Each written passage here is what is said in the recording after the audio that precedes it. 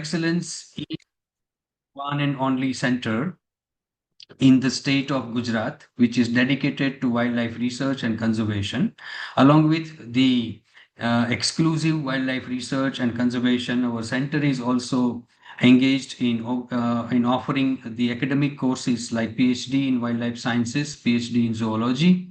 From this academic year, we are also going to start master's program, 2 years master's program in wildlife sciences, as well as we are also offering some short-term courses, kind of a certificate course in GIS and remote sensing, and certified field naturalist course that we are going to start by the support of government of Gujarat.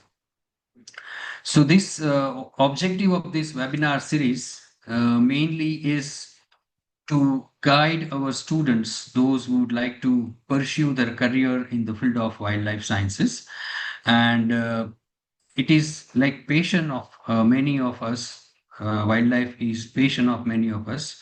But if you want to convert your passion into the profession, if you want to make your profession in the field of wildlife, then what are the opportunities and why you want to do or why you should do masters or PhD in wildlife sciences.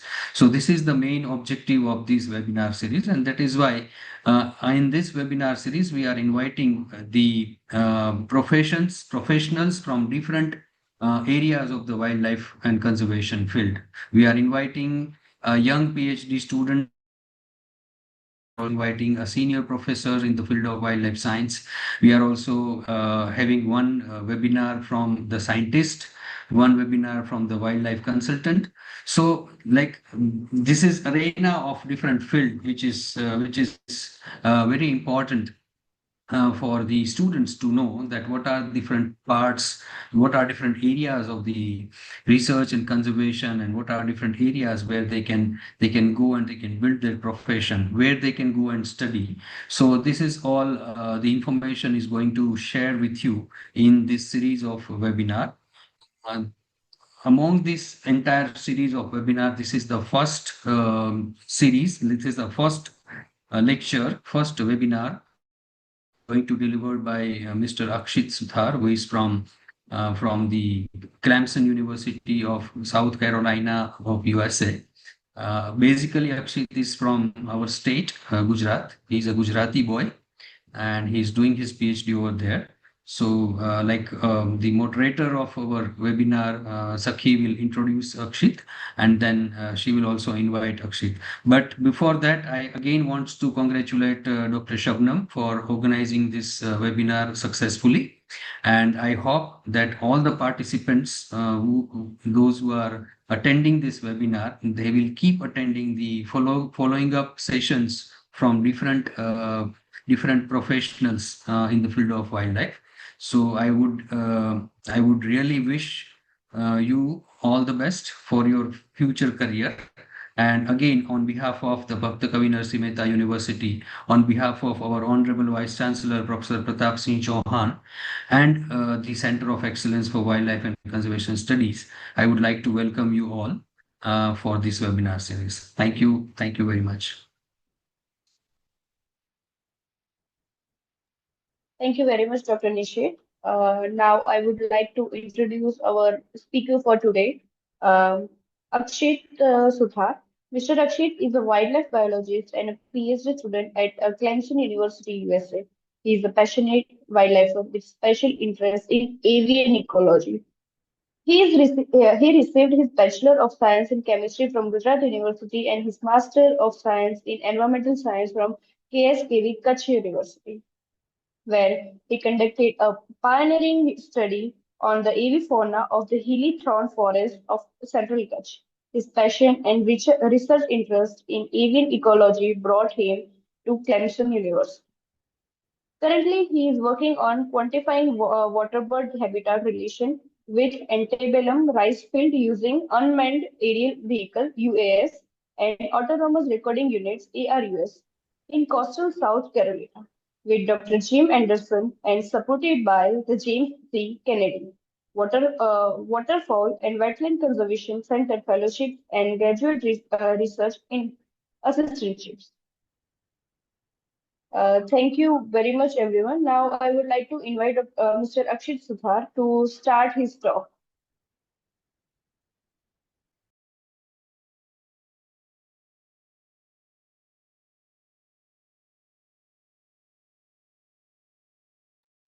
One more thing I would like to add, like please keep your mic mute till his talk, and after the completion of his talk, we will have the interaction session between us, so you can ask your question after the session.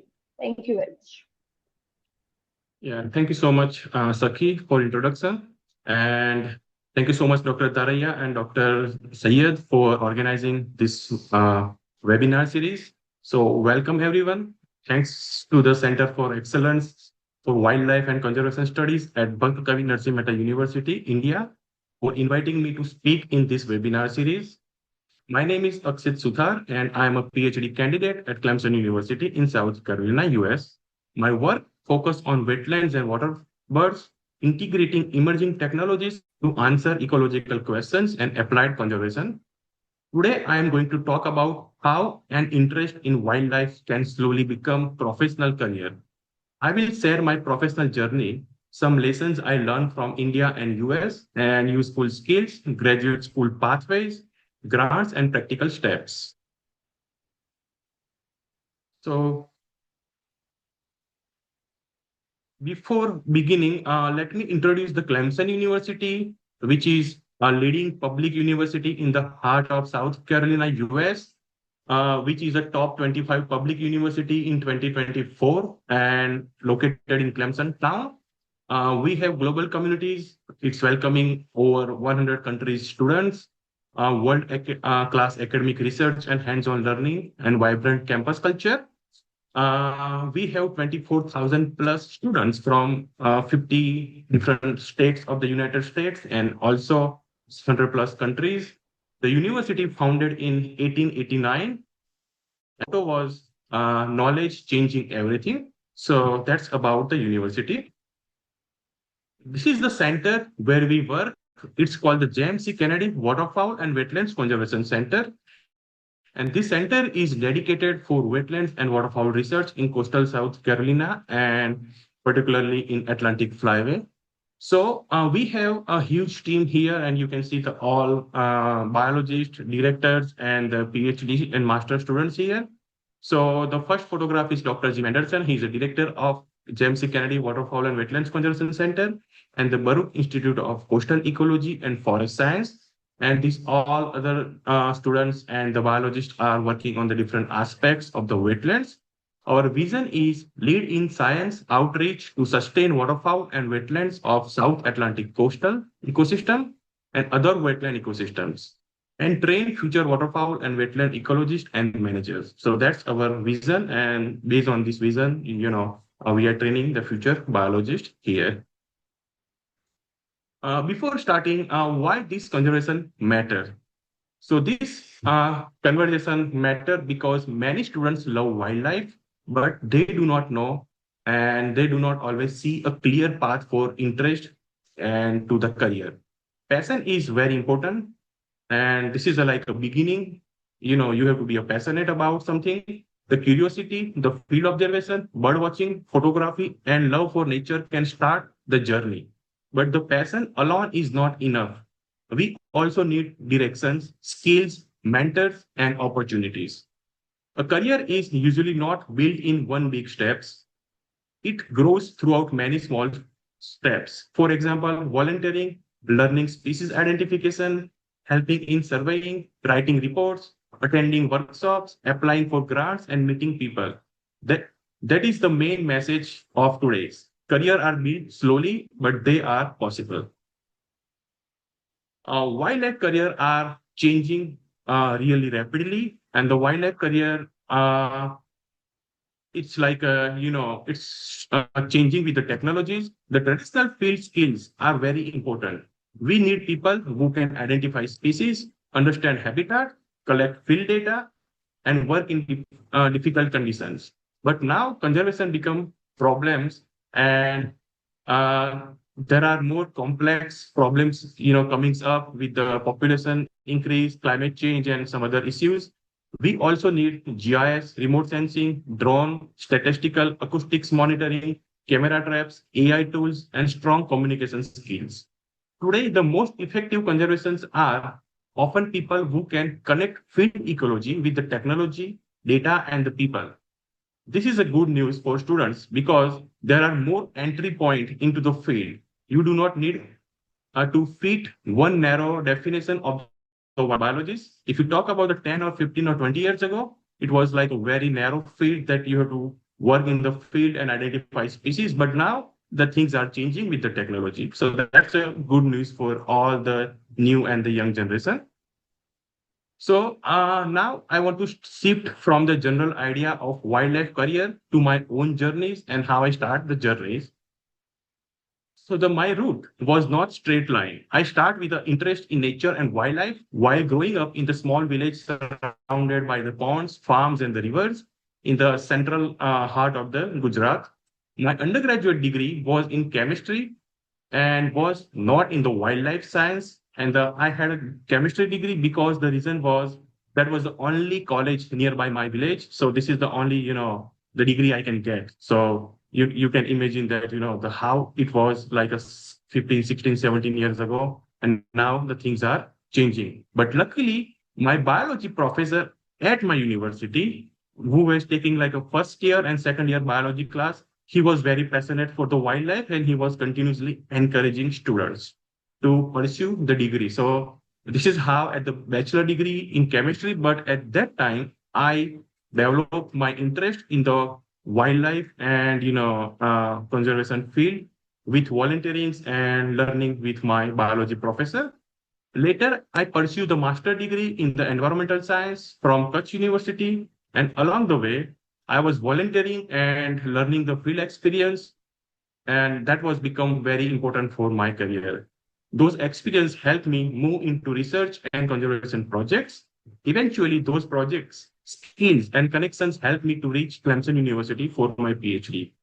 So if you feel your path is not clear, that is okay. What matter is that you keep learning, keep documenting your work, and keep moving forward. So that's how you can do. And you can see my path, not coming out from like, very famous or, academic universities, getting the bachelor's in chemistry, getting master's in environmental science, and still you can end up somewhere in wildlife career. So that's a really good, things that you can do with the consistency and, making connections and continuously working in volunteering with different organizations.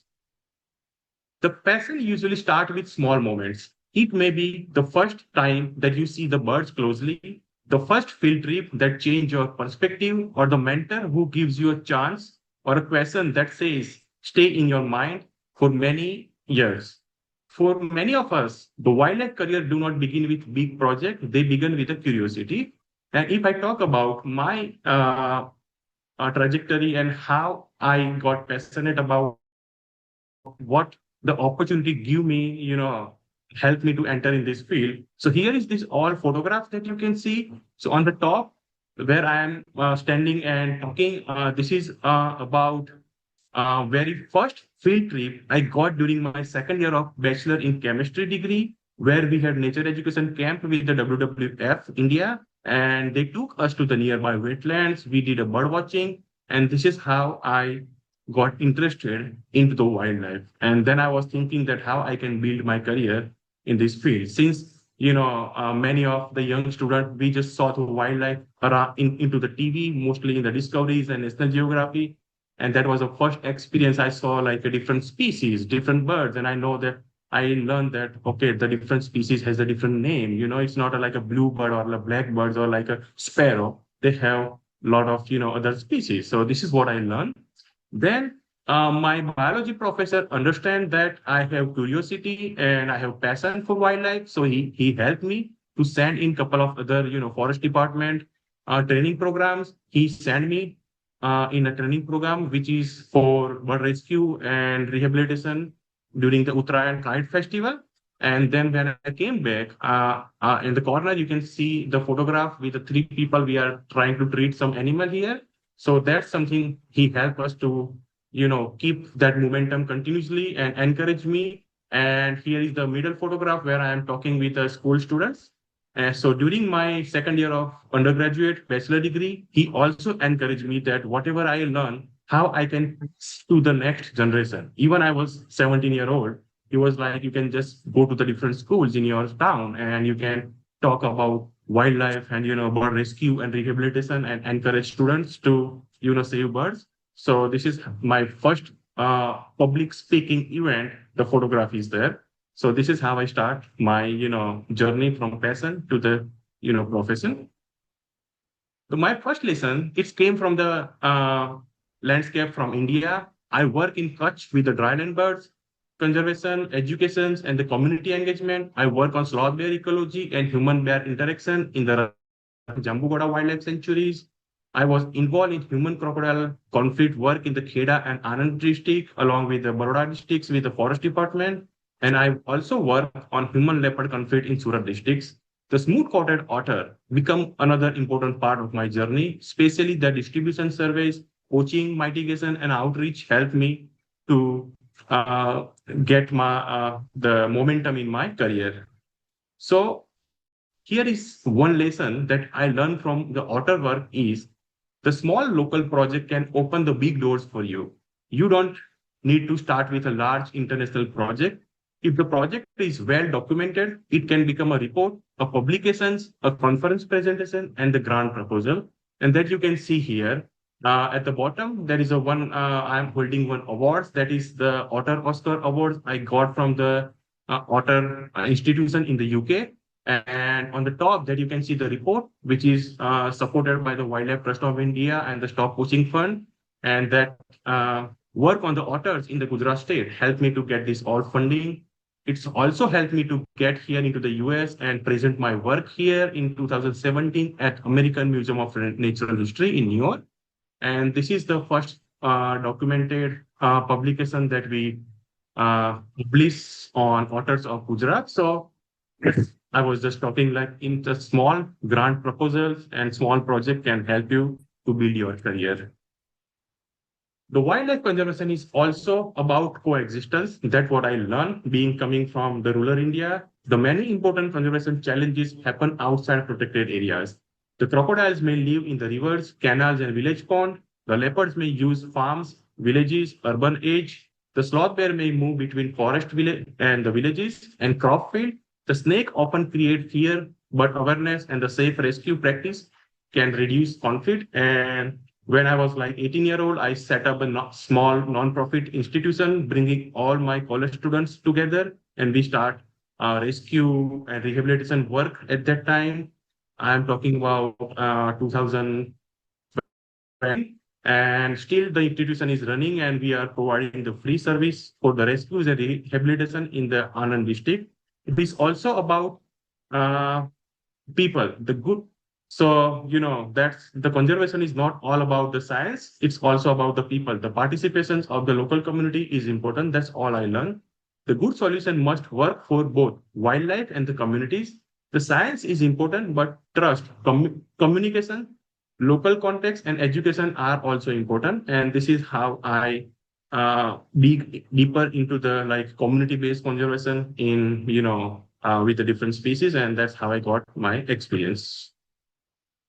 If I talk about the Clemson universities and what I do here, so as my career developed, the tools also change. So on the top, you can see first four numbers. In India, I was using the field notebooks, GPS, GIS maps, and trap cameras or trail cameras. And when I came here in the US and start working with the Clemson University, I start using drone technologies, thermal imaging, ARUs means autonomous recording unit, continuously record the species call and start using the environmental modelings and that. So this is how you can see how the career trajectory change, career path, and your opportunities, how it's different opportunities also provide you the different exposure with the different technologies and tool. and how you can continuously build your skill. That is important. At the Clemson University, my current work focused on historical rice field wetlands in coastal South Carolina, which are not actually rice field, but it was historically rice. So now they are very well managed wetlands, and these are important landscape for water birds and wetland management. They also have cultural, ecological, and conservation values.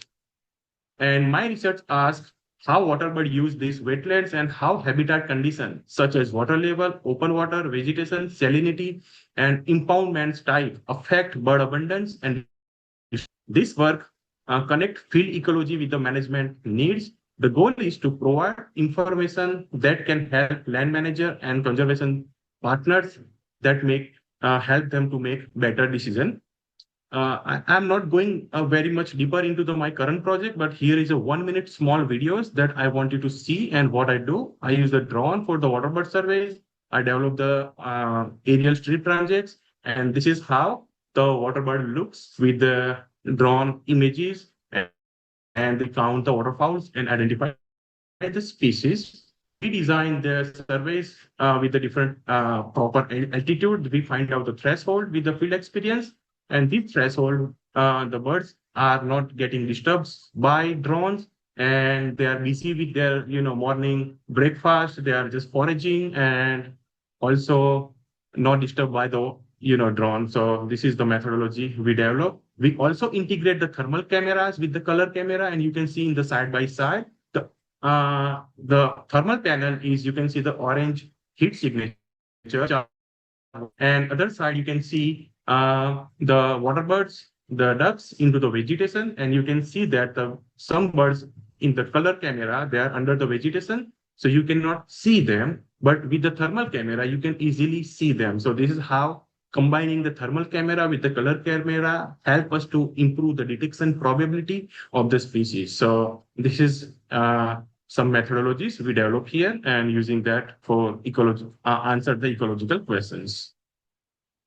Along with my research, we do a lot of outreach, trainings, and simultaneously, whenever I get chance, I learn from my colleagues as well, join them with their ongoing project and the field work. So on the top, the left corner, you can see one photograph with the drones that recently we host the European Crocodile Network teams, and they came around from the different part of the Europe, from Germany, Italy, France, and UK, and we train them about alligators research. What my colleagues conducting research here is conducting her research on alligators and microplastics, and this is a part of that. So one day we conducted the session on how to use drone technologies for alligator research as well. The middle second photograph from the drone perspective that you can see, I also teach undergraduate class here at the Clemson University. I designed the class based on the drone, ducks, and the decision support and tidal forested wetlands of coastal South Carolina. So where I teach the undergraduate students, the bachelor degree students, about how to use the emerging technologies in the wildlife research, particularly for waterfowls and wetland research focusing on coastal South Carolina. So I always take my students out into the field, and they have field exposure and the hands-on training. The other last photograph on the corner holding the alligators, that's we working on the side project with how we can use the drone for estimating animals' body length and other physiological parameters without disturbing the animals. We do a lot of outreach activities. At the bottom, you can see that we are talking with the kids and training and encouraging the future biologists, that how we can get the more crews and people to work in this field, and simultaneously also developing my own skill. For example, you can see that I am holding the ducks and learning the duck bending activities, also doing the telemetries, helping my friend to track the snakes, that we put the radio telemetries in the snakes, so that's we are tracking. And at the bottom, at the corner, that you can see that I am teaching my undergraduate class and talking about the drone technologies and acoustics monitoring with the artificial intelligence. So that's what also we do along with my PhD program. Along with outreach and the training, as we are a research institute, we are academic institutes, and whatever research we are conducting, that's we want the people to use that and help to make the better management. So we keep writing and publishing our work to make it available for the people. So that's the publication that I work here when I came here at the Clemson Universities. I also do the professional services, and those are really important if you are a PhD student or the postdoc researcher. The professional services are really important. So I also reviews for the journals that you can see, the Springer Natures and Elsewhere and all. So that's I conduct the reviews, provide my service. Also serve as a co-chair of the Students Affair Committee at the American Ornithological Societies. Uh, and whenever get opportunities and invitation from any consortiums and institution, I also attend and go as a invitee speakers. And these all activities what I conduct here at the Clemson University provide me the opportunities to get this graduate research award. And here is our website for more information for the project, that if you are looking for more information, that's the website. From these journeys that taught me that field conservation is important, research and writing is important, technology plus data, that's deep learning, the leadership and the mentoring, and that is important. Since you are learning, you should also provide the leadership and the mentoring to the future biologists. And the wildlife field and the conservation is not the narrow, it's like a very broader. You can do the research, you can work with the forest department, NGOs, academia, science communication, consulting, ecotourism, and GIS, remote sensing. Not everyone has to be a field biologist. You can be a biologist, and you don't have to be a field person. You can be a biologist and understand organism, computer science. People can build the detection tools for you. Geography students map the landscape and the corridor, and the engineers improve the sensors and the platforms. And the social scientists help you to communicate with the communities. So it's not like a one field that you have to be only field biologist. You can work in the wildlife science. The tools and technologies, I would encourage all of you to learn about GIS, statistics, R, Python, remote sensing, and any AI tools. Really important and the game changer in the ecological research. So I would encourage you to start building your skills in these tools and technologies. And the interdisciplinary research, that we learn a lot about interdisciplinary research, but that doesn't mean that you have to know everything. Understanding just enough to collaborate well, know your core strength and your gaps, and learn the language of the other disciplines, and build teams where the skills complement each other, not compete with each other. So this is how you can work as an interdisciplinary scientist, having like a multiple in your team and be collaborative person. The hard part is also the real. The funding is the limitations. The rejections are normal in the field. So don't worry about getting rejections. If you ask any scientist that if they got 10 grants, they might apply for like 100 grants and they are just getting 10 grants. So the success ratio is very low. So do not get like demotivated with rejections. The fieldworks are tough, long days and difficult conditions. The uncertainty is also important in the jobs, visas, data, and logistics. And the balance between your passion, pressures, and your life, that is also important. So this is the hard part of working into the field. Graduate pathway in India and abroad. So let's talk about graduate pathways and how about the master's and PhD programs and how that can open the doors for many students. So this is the simple like a career roadmap. You can start from the undergraduate, postgraduate, and PhD. Undergraduate time, I encourage students to start volunteering with nonprofit, learn species identification, start the basics learning skill like Excel, GIS, R, whatever you can learn. Join the wildlife census and the workshop. During your postgraduate or the master's program, you can start building your research project, research posters, present at the different conferences, apply for small grant, check the potential supervisor or what we call the guide, potential guide or the supervisor, and start writing.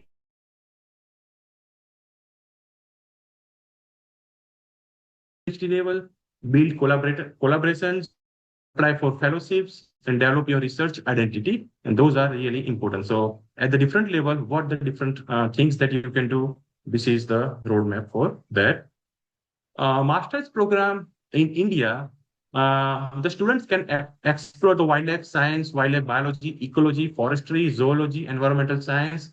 And for examples, there are some institutions are included. This is not the final list of the institution, but this is our like more popular institutions in India, like Wildlife Institute of India, NCBS, SACONS, ETRI, ICER, uh, BIWID, CWS. Those are the like some famous institution, and also the state level has really good universities and really strong department as well. For example, the Center for Wildlife Conservation Studies at the Bhakt Pravi Narsingh Mehta University. This is like they are starting the first master's program in Gujarat. So that's like, you can also find out some universities and really good department at the state level.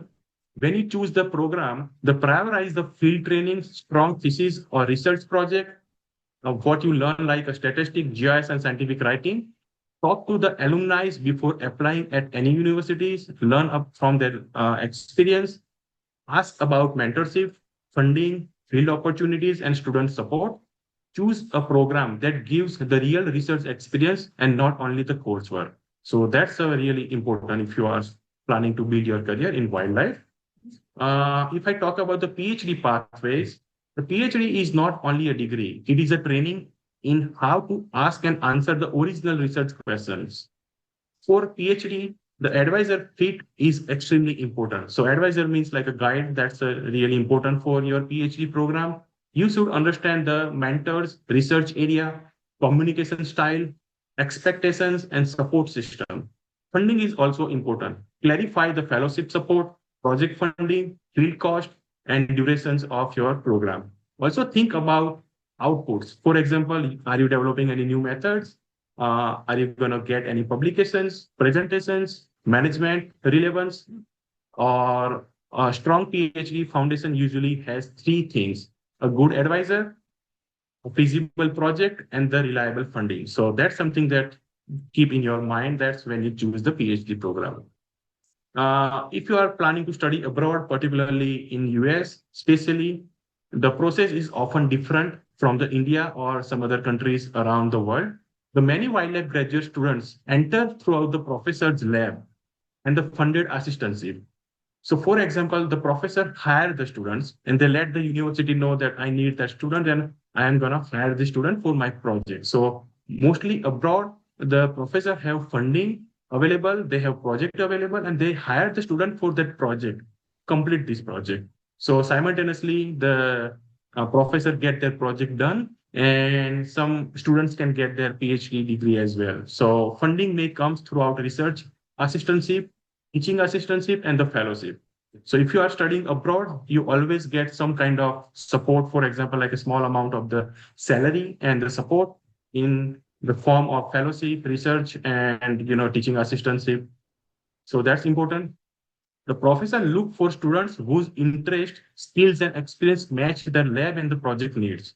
So do not only apply to universities, just don't apply randomly.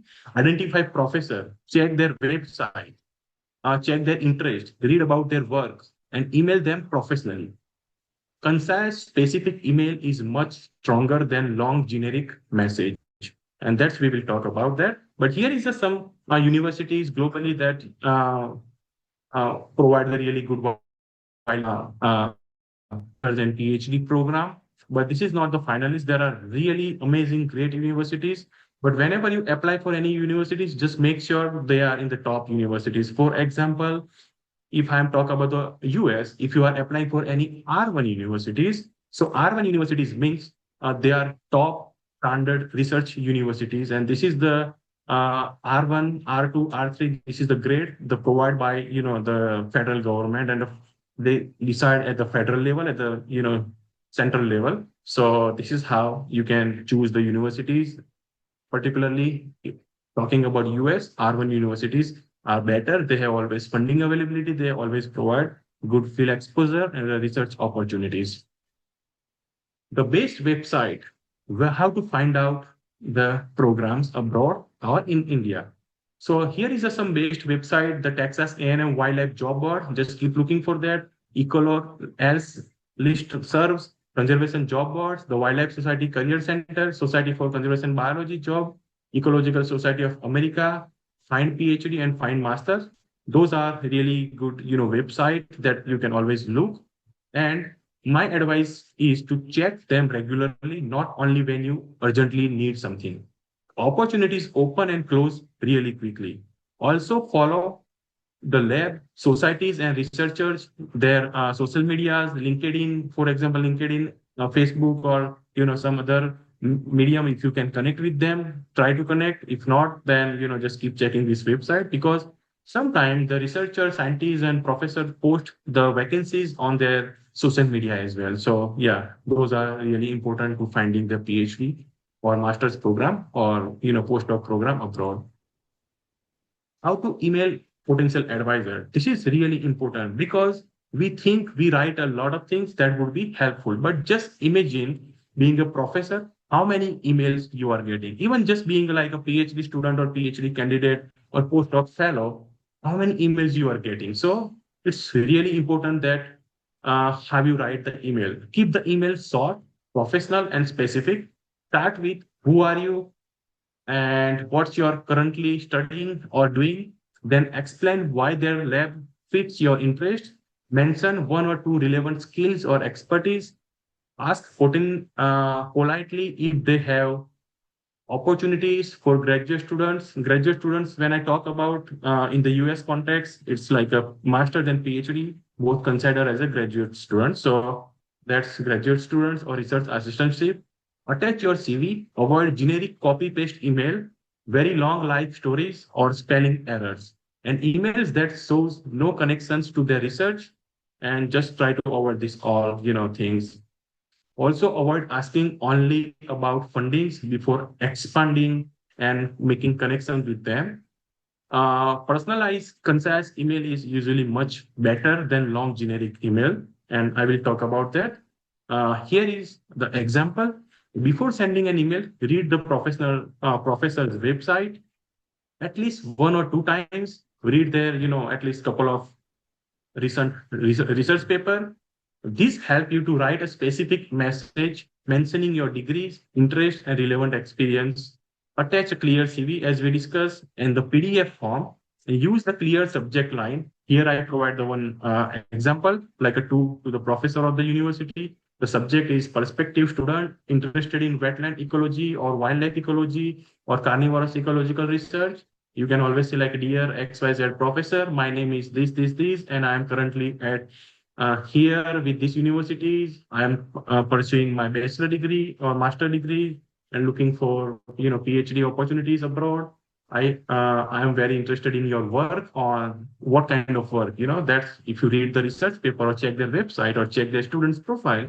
This is how you understand what they are doing. You can mention here, I have experience in XYZ, because the professor always see that what kind of skill that you can bring into the lab. Because if, for example, if I'm already using the drone here and the artificial intelligence and acoustic surveys, there is a high probabilities that my professor might not hire someone else who is using the drone acoustics, similar species or similar concept, right? Waterfowl or wetland. So this is something that you have to make sure that you are bringing the new skills to the lab. And also you can mention, I would like to explore potential opportunity to work with your lab. I have attached my CV for your reference, and thank you for your time. So this is like a small, simple email. So the professor can get time to just go through it really quickly within a few seconds. And if they're really interested in your skills and your degree and your experience, and they are really hiring someone, they will check your CV and they will reach out to you. So the writing email is really, really important. And checking their website and try to match the research uh, interest is important as well. The common mistakes that we should avoid. There are some common mistakes the students should avoid. One is waiting for the perfect opportunities. Another is sending generic emails to many professors. Since in the department, the professor meet to each other, they always talk about, the whatever application they got. If you're sending the same copy paste email to many professors in the same department, they might understand that you are not putting effort to even change the, wordings or change your, email. So this is the makes the like a bad impression to the professor. Some students do not learn any data analysis and tools at the early stage. So this is something we have to consider. Many students just want to work on the charismatic species, right? Because the charismatic species make you famous. But the research is important. Why we are working in this field? Because we love wildlife, we love animals, and we want to conserve them or provide some, inputs based on our skill and expertise. So that we have to consider. Also, not updating CV is really bad things during the PhD and the masters and postdoc program. So this is something you have to keep consider. Just keep updating your CV. And if I talk about my experience, what I do, I have one working file for my PhD CV.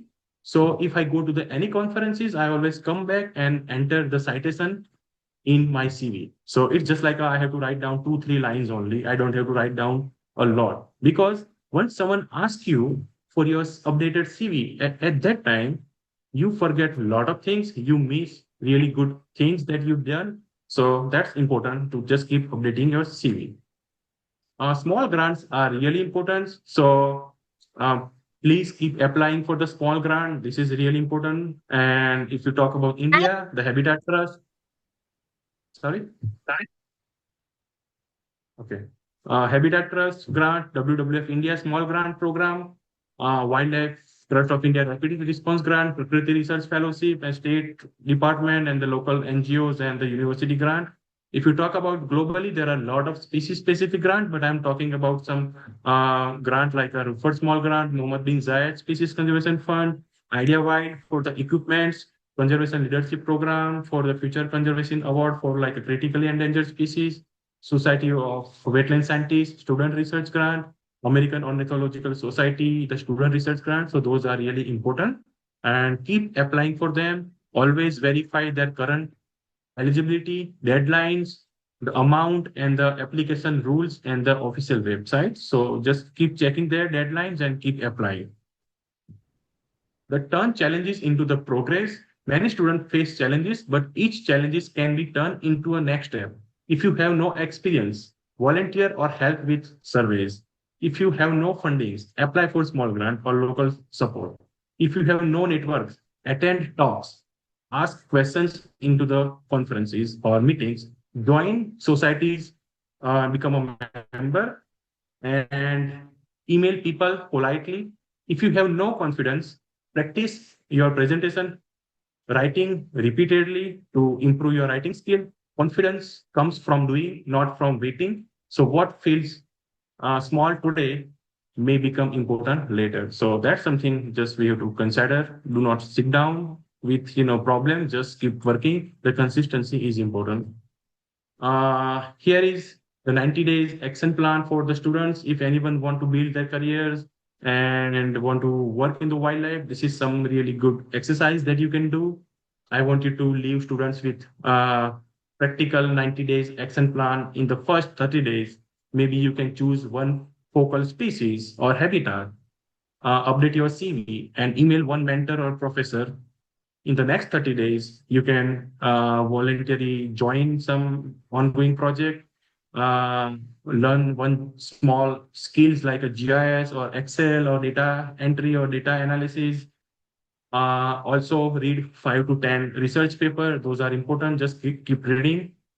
In the final 30 days, draft a small project ideas, make a simple posters or report and identify one grant or conferences and try to attend the conference. So this is the 90 days plan. You can always follow and try to, it's not necessary that you have to do everything, but this is how you can organize yourself. And this plan is simple, but create momentum. Do not wait for the perfect time. Choose one small action and start, working on that. Take home message from today's talk is first, start small field notes, volunteering, small projects, and one skill at a time. That can build a strong fundamental and foundation for your career. The second is build skill. Natural history is important, but so are the technology too, data, writing, and communication. So start working on technologies, data, writing, and communication skill as well. The third, stay connected with your mentors, peers, societies, conferences, and collaborators that can shape your career. Wildlife conservation needs passionate people for sure, but it is also needs skilled, persistent, and collaborative people. So journey does not need to be perfect; it just need to keep moving. So just keep moving.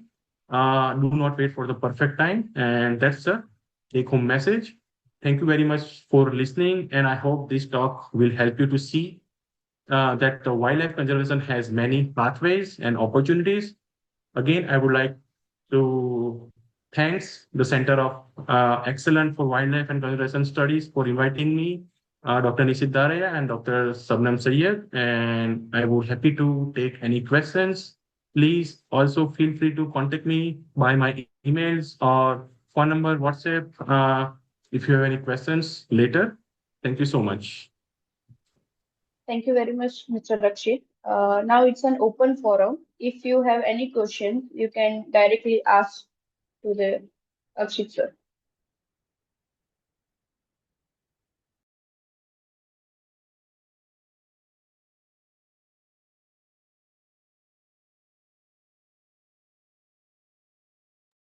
Hello. Has anybody has any questions? Hello. Yes, sir. Yeah, can we do PhD in wildlife according to on the basis of GATE qualified, and is there any that type of course is there in So, like a gate qualified, you say?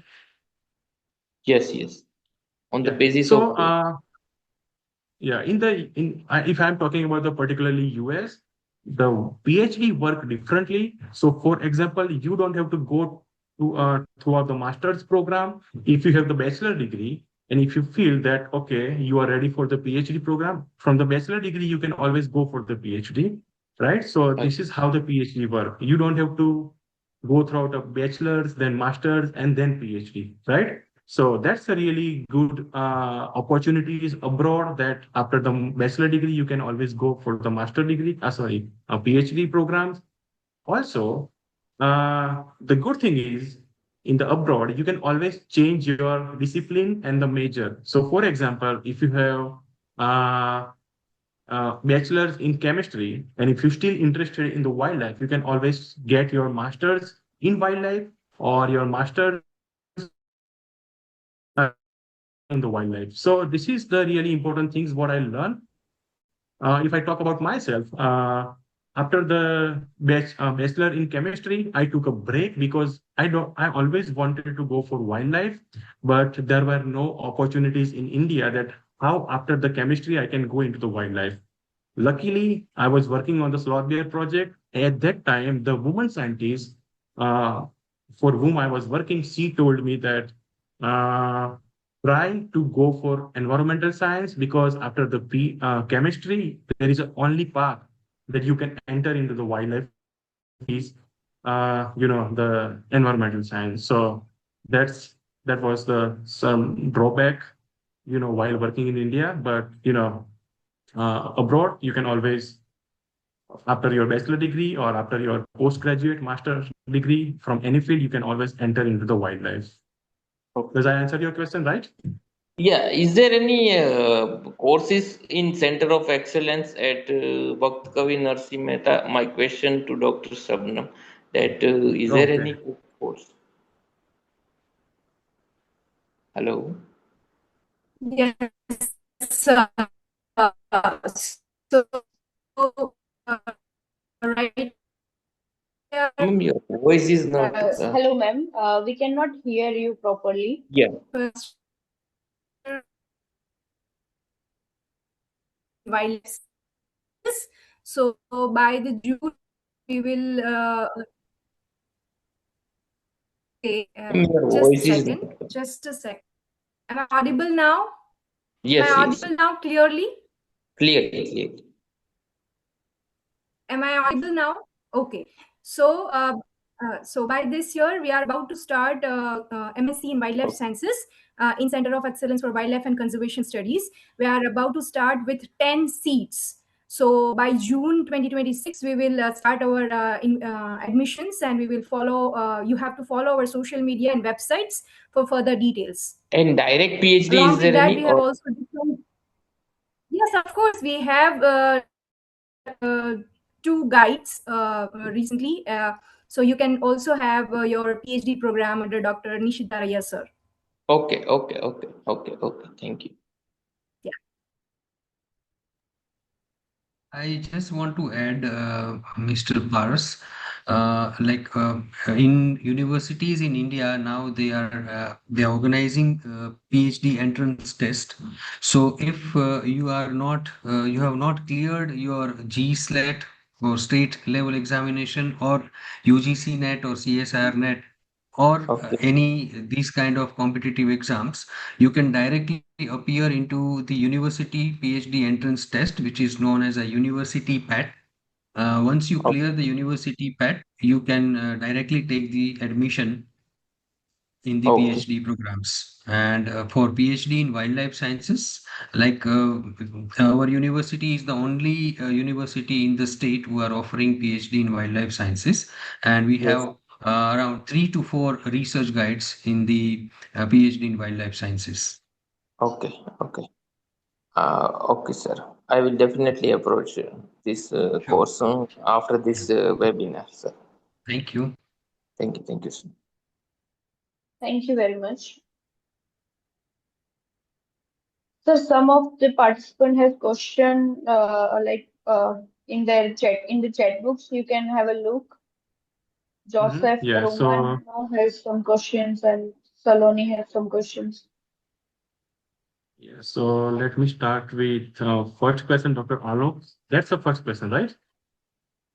What are the different emerging roles in wildlife for biologists? And that we already discussed about, the different emerging role. For example, you don't have to be a field biologist always. You can be a genetic scientist, right? And you can still work on the wildlife field. You can be like, use the emerging technologies. You will be like a computer scientist and still you can work in the wildlife biology. So it's a really emerging field and it's a very really interdisciplinary field. So I would say, there are really good opportunities into the wildlife biology and there are really emerging roles for the biologist.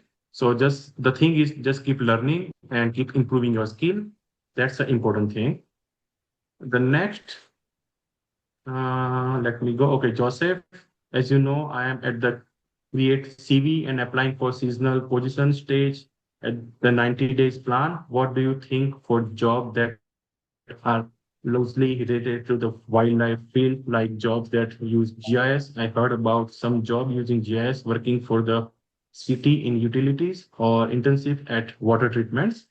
So yes, Joseph, particularly if you are in the Clemson right now, the Clemson the city has their GIS department. And the good thing is that in the US, all city has their own dedicated GIS department and they always hire the summer interns and they also provide, good opportunities to work in their city planning. So you can always reach out to the different cities and also check their website if they're hiring any interns. So yeah, just keep checking their website, keep reaching out to GIS people. Do not hesitate to email them and asking about the opportunities. And yeah, that's how you can get into this position. Good evening, sir. I currently finished my master's in forestry. I have great interest to do research in forest ecology. How should I do further in that particular field? So the forest ecology is a really emerging field as well, particularly in the foreign countries. For example, in the Europe, North America, the forestry and the forest management are really integrated part of the society. So you can always, apply broad in forest ecology field, and that would be, really helpful to give like some, important boost to your career. But yeah, the forest ecology is really important. And also there are some institution in India, like in Bhopal and in Uttarakhand, I think. Yeah, so those are completely dedicated for the forestry. So you can always reach out to them, check their website, and apply for any master's or PhD program. Can you tell about choose and find animal to study further? So the animal, that's something that you have to look to the landscape and find out which, according to the landscape, what is the flagship species, and also if you save one species and you can save the whole landscape, those are the important species. So always try to find out the flagship or umbrella species of the landscape and choose that species to work on that. But again, I would say all species are important. So please keep, do not try to ignore any species. Just do not try to work on tigers and ignore sloth bear. So yeah, those are important as well, right? I want to ask that BS botany with master degree is good environmental science or wildlife science? So environmental science is a broad subject. You can always enter into the different field. For example, you can do soil analysis, water analysis, and some consultancies as well.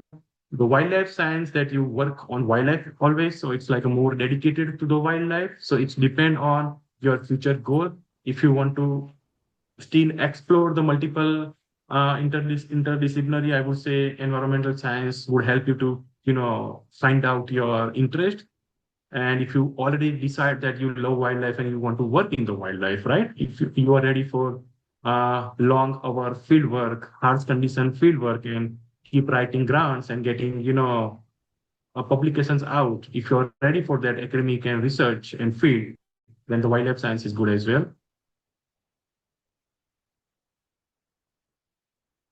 Question even after session, yeah, you can always send. All right. So I think I answered all questions. Any more questions that you have? Or always you can reach out to my, email, and you can always ask question. Also, you can reach out to Dr. Daraya, Dr. Sabnam Sayed, and you can always, ask them to put you in touch with me, and they will help you to, put you in touch with me. Yeah. Thank you very much, Mr. Rakshit. I think all the questions has been covered. Now I would like to invite Dr. Shabnam Sayed, madam, to conclude this session and give a vote of thanks to everyone. Please. Yeah, thank you so much, Saki. Am I audible? Okay.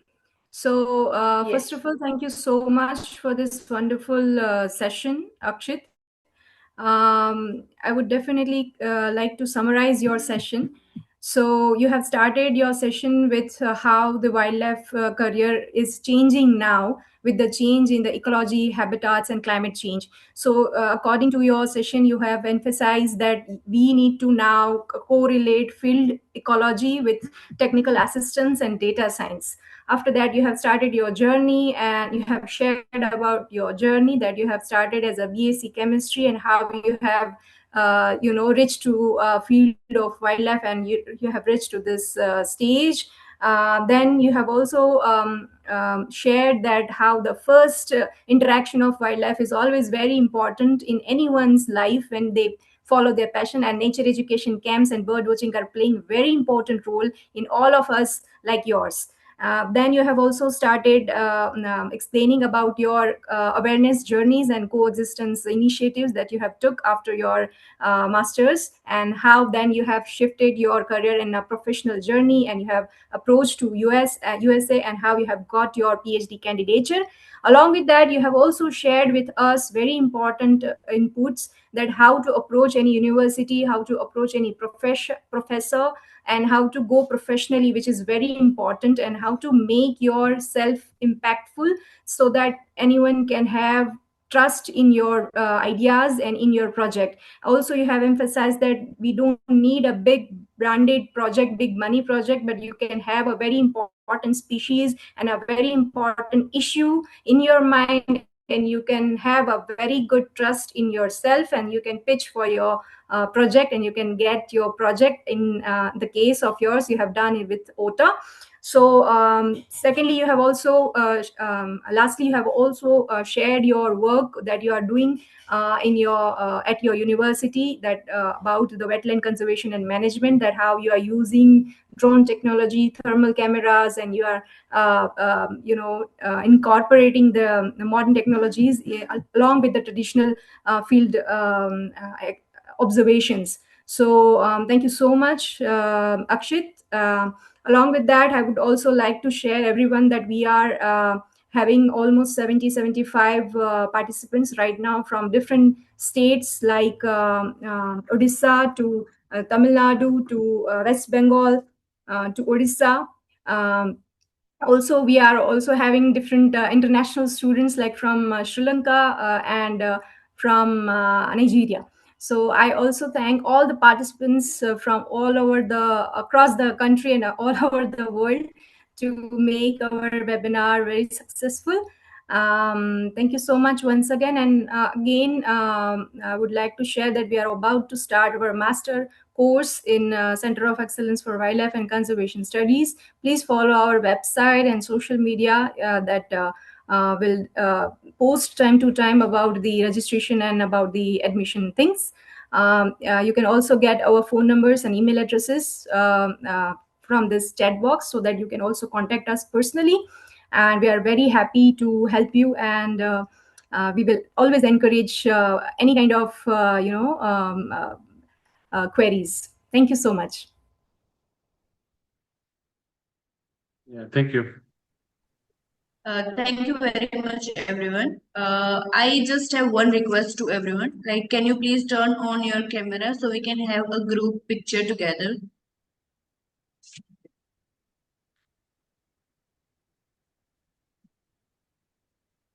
Please turn on cameras from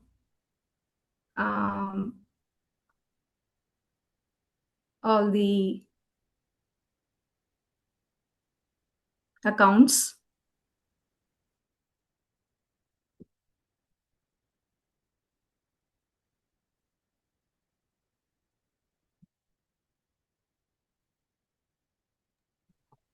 Thank you, everyone.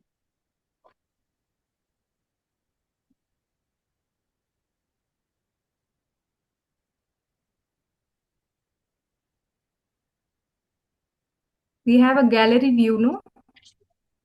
We're having. Okay.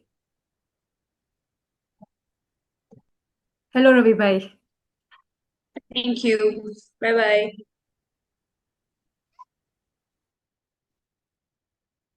So shall we? Yes. Yeah. Thank you so much, Thank you, everyone. Mr. Thank you. Rakshit. Thank you, Please stay everyone. Thank tuned you. for Thank you our so much, upcoming Mr. Rakshit. sessions as well. Yeah. Thank you, everyone. It was such a wonderful session. Thank you, Ravi bhai. Yes, stay tuned for the next webinar. Very soon, we will again post the next webinar on our social media. Thank you everyone for joining, and thank you Shabnam, and thank you very much Sakhi for moderating the entire session. Thank you. Thank you, everyone. And good luck. Thank you.